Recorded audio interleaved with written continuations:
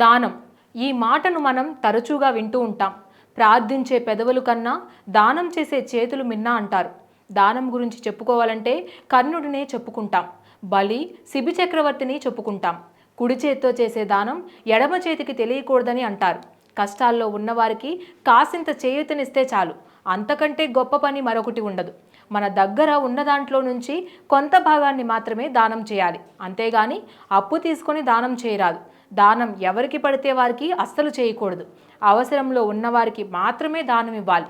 బియ్యాన్ని దానం చేయడం వలన సమస్త పాపాలు నశించిపోతాయి. వెండిని దానం చేస్తే మనశ్శాంతి లభిస్తోంది. బంగారాన్ని దానంగా ఇస్తే దోషాలు తొలగిపోతాయి. పండ్లను దానం చేస్తే మన బుద్ధి వికసిస్తోంది, సంపదలు పెరుగుతాయి. అందుకే ఈ రోజుల్లో చాలామంది పేదలకు, రోగులకు పండ్లను దానంగా ఇస్తూ ఉంటారు. ఇక పెరుగును దానం చేయడం వలన ఇంద్రియ నిగ్రహం పొందవచ్చని పండితులు చెబుతున్నారు. నెయ్యిని దానంగా ఇవ్వడం వలన రోగాలు తగ్గిపోతాయని అంటారు. పాలను దానం చేస్తే నిద్రలేమి సమస్య నుంచి బయటపడతారు, మానసిక ప్రశాంతత లభిస్తోంది.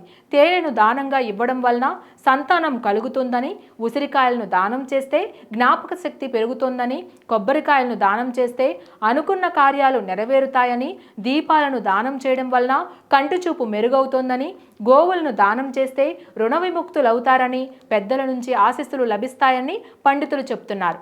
కర్ణుడి అంతటి గొప్పవారు కావాలంటే భూమిని దానంగా ఇవ్వాలని, ఇలా చేసిన వారికి బ్రహ్మలోక దర్శనంతో పాటు ఈశ్వరలోక ప్రాప్తి కలుగుతోందని జ్యోతిష పండితులు చెప్తున్నారు. బట్టలను దానం చేస్తే ఆయుష్ పెరుగుతోందని, అన్నదానం చేసిన వారికి పేదరికం నుంచి బయటపడతారని, సంపద వృద్ధి చెందుతుందని పండితులు చెప్తున్నారు.